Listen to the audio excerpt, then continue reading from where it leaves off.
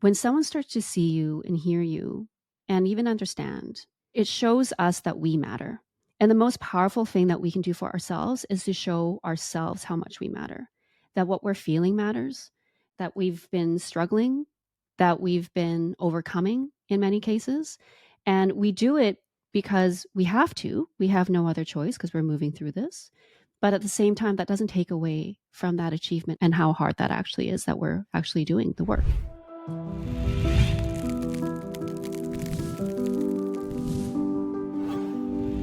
Hi, my name's Lawrence Joss, and welcome to the Family Disappeared podcast. And we have a doozy for you today. Really wonderful interview, and it's with Vivian Meraki, who is a expert out of Canada on somatics and somatic coaching and author, and so many wonderful things in the conversation, and some wonderful stories, some incredible tools that she shares throughout the podcast. And also, it's a really wonderful example of watching what it looks like from a somatic experience, keeping coming back into your body and finding yourself. And you'll see how succinct the conversation is and how clear it is. And I think this is just a wonderful opportunity for people to understand a different kind of modality, somatic therapy, somatic coaching, and just a wonderful way that Vivian shares stories about her kids and what she's gone through with them and how she's been able to help them find themselves and their way back to their inner self so they could get out there and deal with the world in a different kind of way. And it gives me so much hope for any of us that are struggling with alienation, estrangement, erasure, whatever it is. Like, these are tools that we can use. And it doesn't matter if you're a parent, if you're previously alienated or alienated child or young adult. Everything we're talking about is kind of through the parenting lens, but it's really about the individual relationship with ourselves. And that's a lot out of me before we even start doing anything. So welcome to the show. If you're new to the community, it's great to have you here. We have over 100 podcasts in the can. So if you're looking for stuff specific on therapists, attorneys, panels of parents talking about their experiences, everything's available. You can check out YouTube to see the different watch lists that we put together for you. And we have a free 12-step program called Parental Alienation Anonymous, which is a great place if you're looking for some community to build up some resources and also to find yourself in a way very similar to we're talking on the show. It's a way to actually build some resilience in yourself and some more capacity for this really rough time. And we're also a 501c3 nonprofit. Love your support if that feels available to you. And the support you're giving us is to help the next person. Like, you already have access right now. The next person that might not have all the same privilege and access that I have or you have, we want to reach those folks too. So again, thanks for coming out. Like, share, please comment. There's so much we're covering in the show that we probably could do another 5 shows based on some of these subjects. Let us know what you'd like us to continue talking about or not. And with that, let's jump into the show. When I was going through parental alienation in the beginning of my journey, I didn't have the language for parental alienation. I didn't have anything. I just know that my relationship with my oldest daughter wasn't there. I didn't know how to connect with her. I didn't know what was going on. I thought she would just get over what was happening. I didn't realize there was anything going on, and I was in so much pain, and I was going to talk therapists, and it was like years of talking to them, telling them my story. It wasn't really going anywhere, and I got into enough pain. A physical therapist, so a PT who was helping me with some of my chronic pain, suggested I go see a somatic therapist. And it changed my life. And everything that Vivian's talking about in the show about finding your body, finding your power, your capacity, your resilience, are all these things that I learned by going to a somatic therapist, and then eventually did my own training because I wanted to know more. Finding my body for the first time in my life is the best gift I've ever given myself or my children. So if you're listening to the show and you're really struggling and you're a lot of pain, this is a great opportunity and a great channel. And Vivian would be a wonderful person to work with and offers a lot of online stuff. And there's so many different resources out there to check out too. So let's hear what Vivian has to say. So Vivian, it's so great to have you on the show this morning. And I'd love for you to go ahead and just introduce yourself to the community and let them know a little bit about you. Yeah, so my name is Vivian Meraki. It's so nice to be on this show. And I am a certified somatic trauma-informed coach, also a best-selling author and an award-winning keynote speaker. And part of the reason I got into this work is mostly came out of my own pain. So going through my own divorce, walking through my process with my children. And at the time, I felt really desperate for answers. I went through a lot of articles, journals, podcasts, books. I consumed everything I could get my hands on. And I found that not a lot was really out there that was supportive or that I found resonated with me and my family. And in the end, what I leaned into was actually my own somatic practice and my own coaching methodologies. You know, my children did sign up for child therapy, and I thought that was really beneficial. But therapy was only 50 minutes a week. And I couldn't help but think, what am I doing the rest of the time to help support them?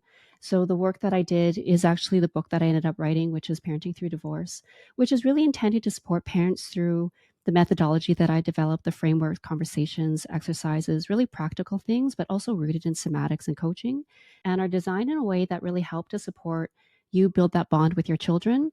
And whether you have a collaborative co-parent, or if you're parallel parenting, or if you're parenting with someone that you feel may not be the best for the children, it's all about leaning back into your own self-trust and helping to build up theirs and their critical thinking so that they start understanding what's right for them and building confidence from the inside out. So that's what I do now. And I work with a lot of clients on that, but also create a lot of content to get the word out there to talk more about these things, because these are hard conversations to have and not a lot of people are having them.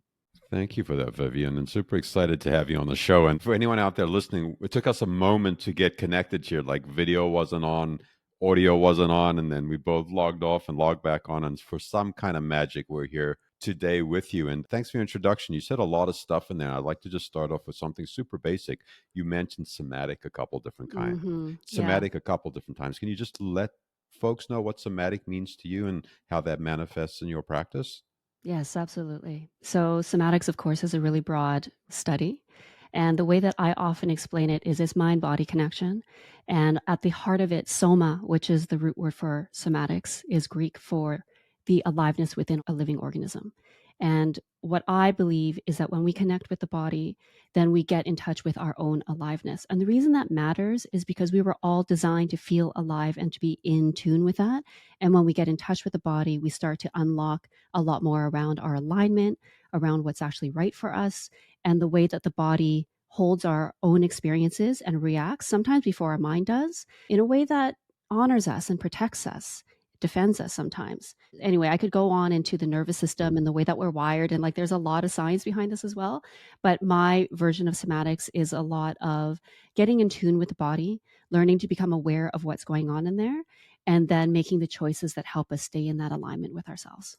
Okay, and my understanding of somatics is everything happens in the body and then it goes to the mind. But the way that Yes. I perceive it in Western culture, whatever, is I'm having a thought and my body's completely cut off. So what you're saying is Mhm. we go back to the body because that's what the real truth is, and we learn how to track our own bodies, and then we go to the thought. Is that kind of what you're saying? Yes, exactly. And to get into the science just a little bit, the way that we're wired, our vagus nerve network is the nervous system that helps us support basically the part of our nervous system that is responsible for fight or flight.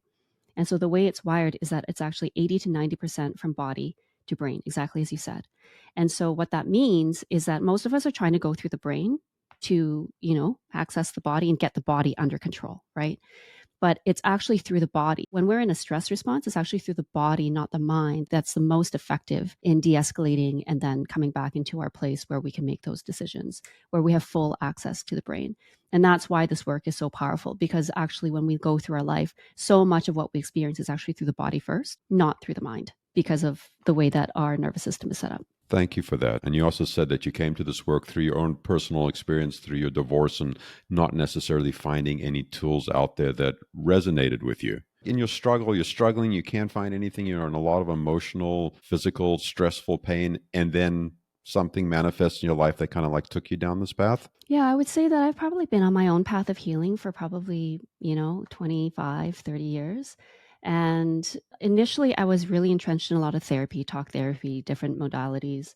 Along the way, there was a therapist that I came across. I really wanted to reopen and kind of take a look at a lot of my old experiences and traumas and things like that. I felt like, yes, I've worked through a lot, but I know there's a lot there that may not be at the surface. And I felt that alongside the divorce and what was going on in my life at the time, that some of those things were likely having an impact in terms of the way I was being in my lived situation at the time.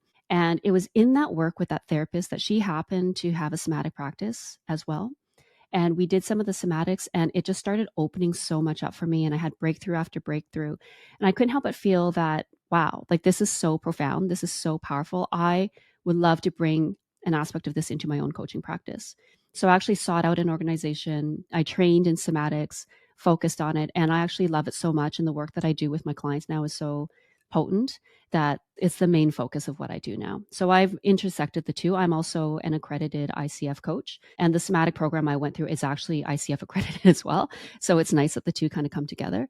But I've brought so much of the somatics into the practice as a primary focus because I think that there's so much power and learning and insight that can happen when you start to become more and more aware of the body. You mentioned ICF, which I'm not sure what that is. And also, what Yeah. somatic practice did you go through? Like, what was it called, or is there anything like that that you'd like to share about what that is? Yeah, so ICF is the International Coaching Federation. So they are the main body. Coaching is not regulated like doctors or therapists. There's not a licensing body, but there is a body that is a governing body that upholds codes of ethics and things like that. So that's the body that I align with. Thank you for that. And yeah, for anyone out there listening, like somatics for me is just kind of geek out sometimes. I'm always super curious to get a little bit deeper in the weeds. But the somatics, you start to get into your body. And as you're going through your divorce, you're starting to find like this new pathway to healing as you're working with this therapist and you're going to the body. And can you give us an example as you spoke about talk therapy, which so many people are familiar with, and then moving into the somatic realm? Like, what was that main shift for you interpersonally that you could see, wow, this is super different and I'm finding this new pathway of healing? I'll give an example of something that happened, not necessarily with the therapist, but in my own practice that had come up. So I had been traveling with my children. I took them back to see my family. And during that time, it was right around the time that I was in a really busy time with my coaching practice. So I'd been working around the clock. Like I wanted to carve out time with my family. So during the daytime, it was all family. But then before that, on the bookend hours, I'd be up working on everything else for my business. And so, long story short, I was burning the candle at both ends, really pushing myself hard, feeling a little tired, but it felt like, it's something that I was committed to continuing to carve out the time for family. But I wasn't in a place where I felt that I could let up on the business piece without basically losing a lot of the momentum that I was building at the time. And by the end of those 3 weeks, I was exhausted. My body started to, well, I mean, very simply, I started to get a little bit sick. I had my own trip that I was supposed to be on. And so I remember on that flight, I was thinking, oh my God, like I'm going to be starting this trip sick. Like I can feel, and I am quite susceptible to bronchitis, or I used to be. And so that was something that had come up for me where I could feel it in my lungs. It was starting to feel heavy. That evening when I got to my hotel, I lay down on the bed and everything, like I could barely move my neck. Like everything was so stiff. My shoulders were stiff all the way down my back. And I thought, wow, like I don't want to have my whole trip be ruined by this. And so I did my own somatic practice. And for me, it's going into the body in attunement. It feels a little bit like meditation, becoming really aware of where I was feeling the different things. And I started to go in towards those things and starting to unpack what's there and open them up and have basically kind of have a conversation with it through visualization and conversation. And basically what came up was the sense that, oh, my body felt that it had to armor me up to Mm. protect me from all the stress that was going on in my life at the time. And it was almost like we wish we didn't have to put the steel armor on you, but you're not taking care of you. So we feel like we have to. I talk a lot about repair in my coaching work, and I also talk about it in my book. And it was the first time that I did a repair with myself. And that was really opening, where I said, I'm sorry that I put us through this. I'm sorry that I pushed so hard. I wasn't really as conscious about limits and resting and giving that space. And I felt that I learned a lot at that time. And what was really interesting is with that repair, things started to release and I finished it. And the next morning, my lungs had cleared.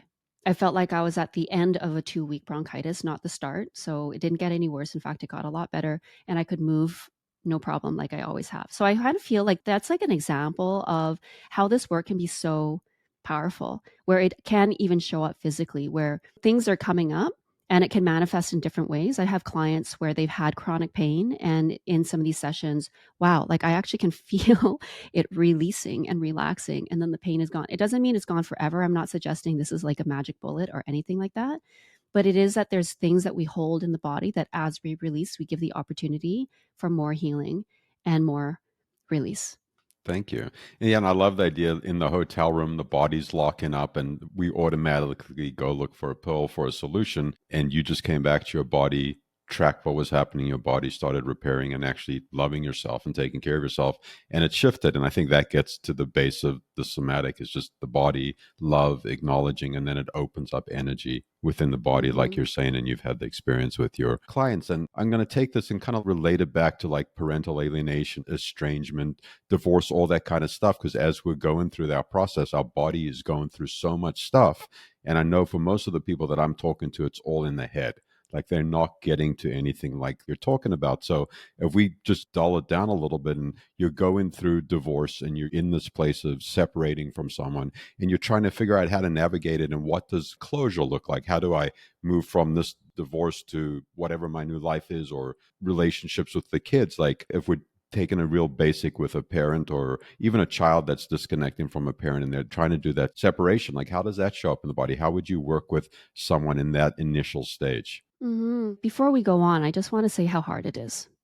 Going through a divorce and just acknowledging how hard it is. And I think that's actually the first thing that I say to a lot of my clients and parents is let's just take a moment and acknowledge how hard it is and what you've been through already. Because we don't often. And so much of the time we look, oh, like we're going through it. We go through it because we have to, but we don't often give ourselves credit in terms of how much we're actually holding and how much we've been through. And to start getting into the answer to your question, because we're going through so much, our body's actually holding a lot for us. And then the stress mounts and then it starts. And so, oftentimes, as we go through that with the acknowledgement, sometimes that's already enough to start to release and go, oh, yeah, taking that pause. I have been going through a lot. And it means so much to have someone validate and see it as well. And then there's this idea that when someone starts to see you and hear you and even understand, it shows us that we matter. And the most powerful thing that we can do for ourselves is to show ourselves how much we matter, that what we're feeling matters, that we've been struggling, that we've been overcoming in many cases. And we do it because we have to. We have no other choice because we're moving through this. But at the same time, that doesn't take away from that achievement and how hard that actually is that we're actually doing the work. So I think that's the first thing. And then from there, what I take my clients through is a process of understanding their goals. Like, what's the ideal situation that we want on the other side of this? What do we think is possible? What do we think we want for ourselves? And what do we want for our children? And that's a place that we build from. Now, recognizing also that oftentimes in cases of parental alienation is complex. There's a lot that's out of our control. So, what are we looking to build for ourselves that is almost like the best case scenario within the context of everything going on and understanding where that is? And that building is actually from a place not of the mind, not the mental goals, but actually from the body. Because what's really interesting is that when we start to tap into the body, what the body wants for us is really different, yet similar. So, as an example, oftentimes when we first start, it might look like, I'd love to be able to have civil conversations with my co parent. I'd like to have a job that helps to support me through this and I can make my mortgage payments. Eventually, I'd even love to be able to take my kids on vacation, several times a year. I'd like to have a really good relationship with them. Like it kind of builds from there and it might get into a really beautiful picture in the future of what that is. When we start to get into the body in terms of the goals and the somatic side of things, what the body wants for us is it's not that it doesn't want all those things, but instead, what it starts to whisper and say is, I want freedom. I want peace. I want connection. I want love. And that's the place that we start building from.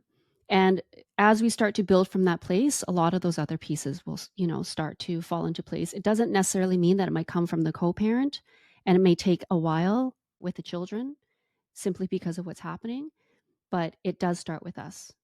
So, as people are, you're asking this really poignant question like, what do you want? What is your ideal? And again, we come up with a narrative in the story.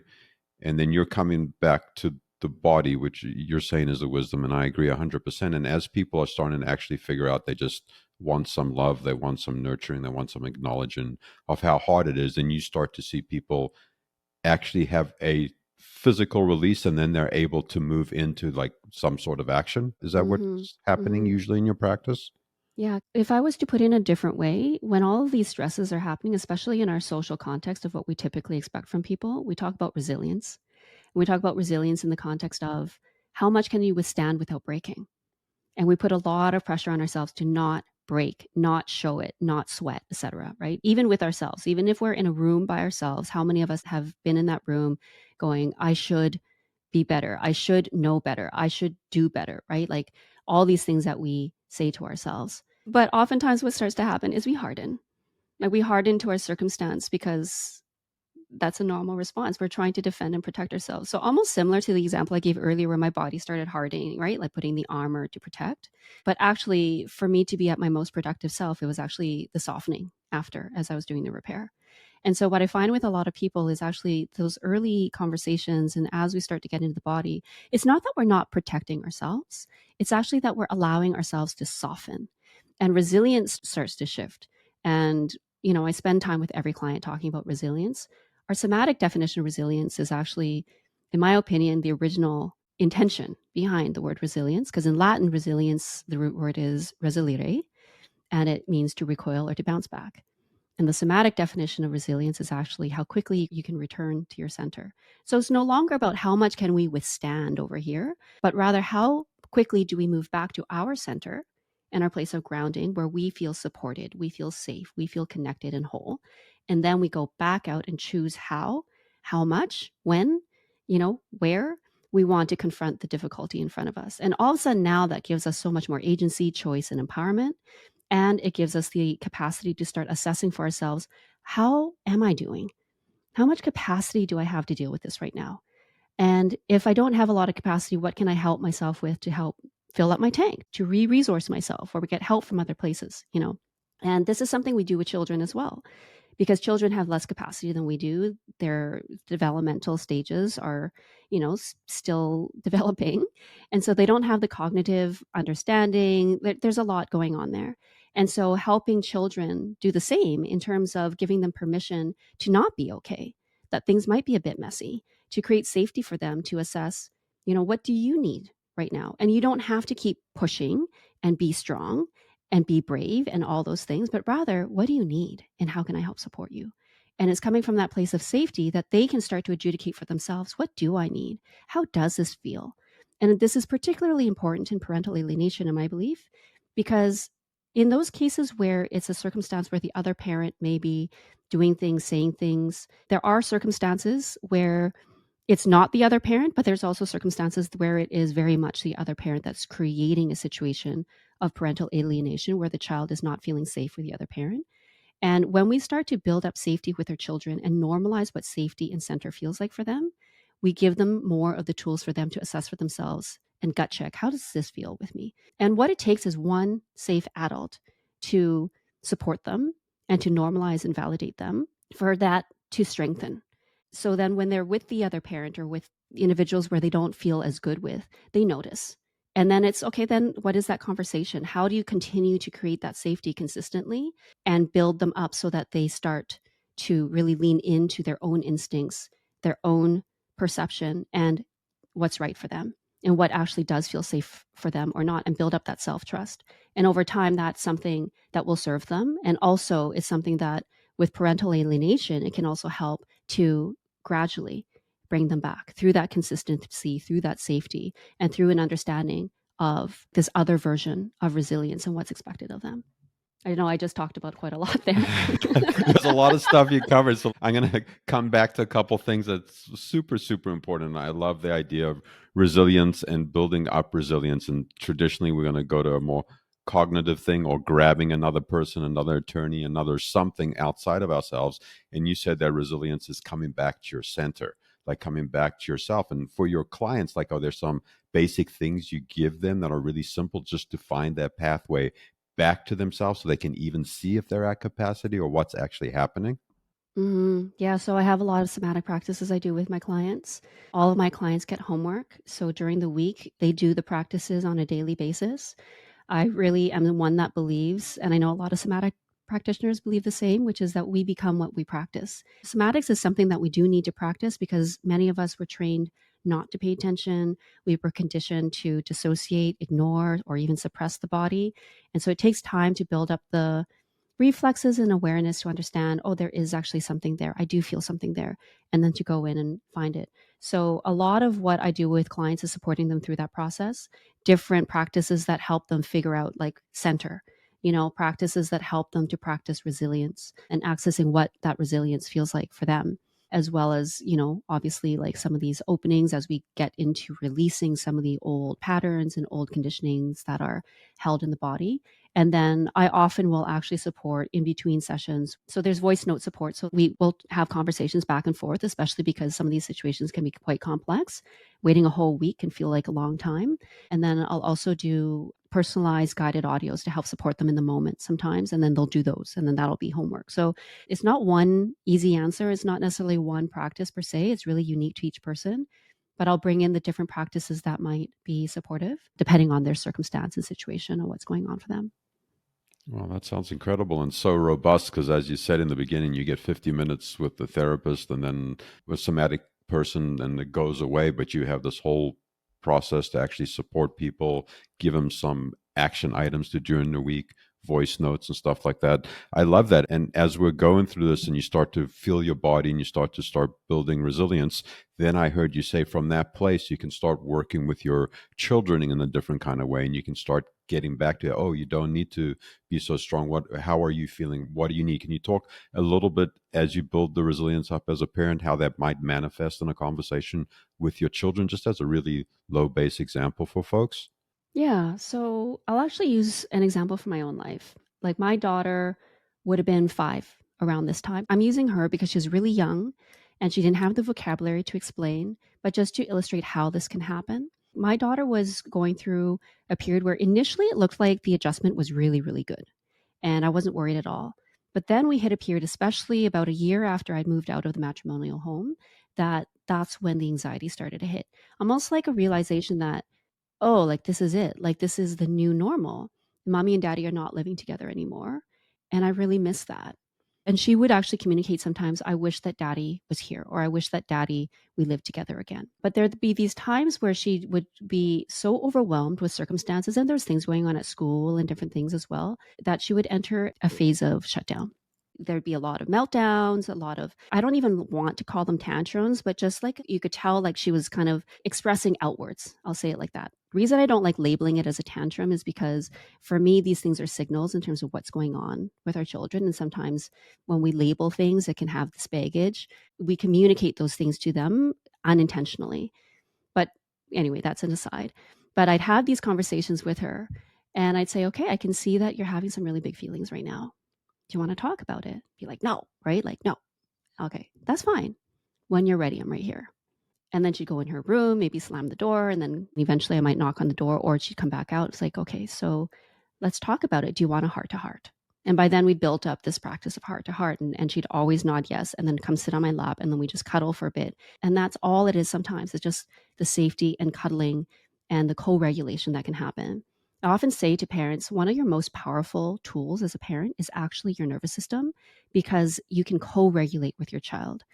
But the key is like you almost have to gain this mastery over your own nervous system and understanding where you're at so that you're co-regulating with them. Co-regulation happens normally.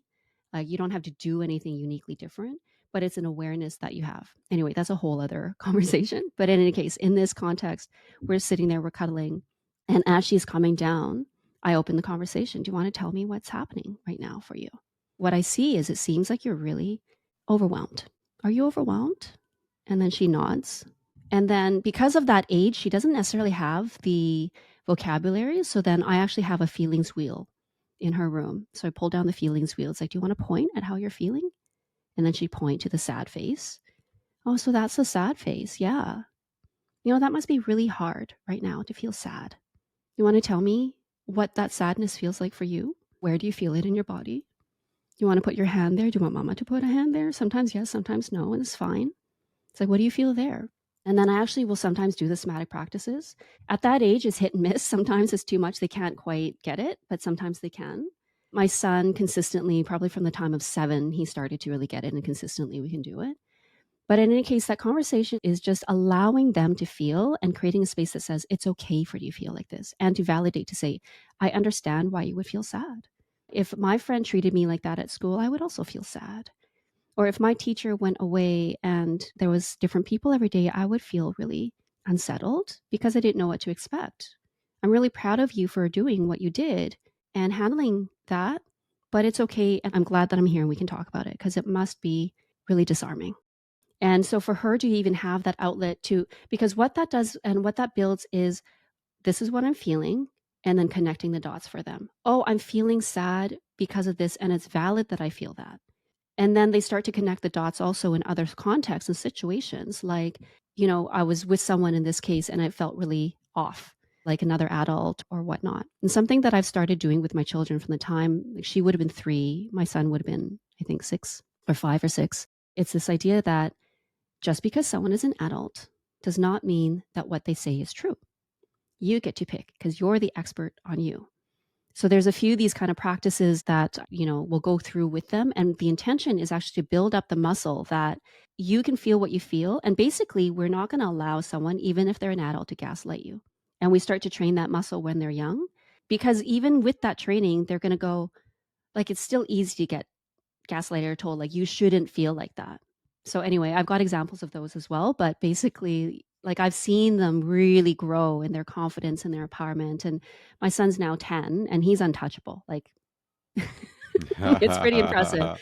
He'll have these really negative and detrimental interactions with certain people, some adults. And he just comes home and is like, guess what happened, mom? And then he'll tell me. And then he's like, yeah, but some people, it's nothing to do with me. It's really cool how that can happen.